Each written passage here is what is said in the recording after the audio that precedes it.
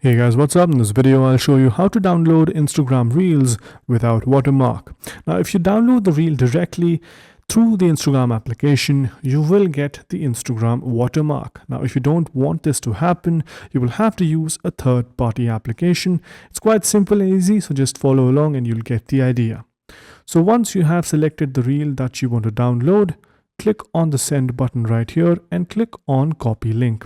Once the link has been copied, open up your browser and search for Insta Reel Saver.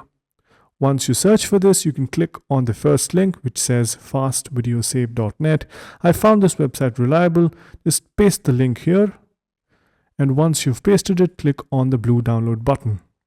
After that, it will give you a download link. Just click on download video. Click on download again. And once that is done, you will see that we have successfully downloaded our reel. Now keep in mind, this might not work if you have a private account. So make sure you public your account first and then go ahead and install a reel. Now this is only if you want to download your own reels. If you want to download some other reel which is available, that will work for sure.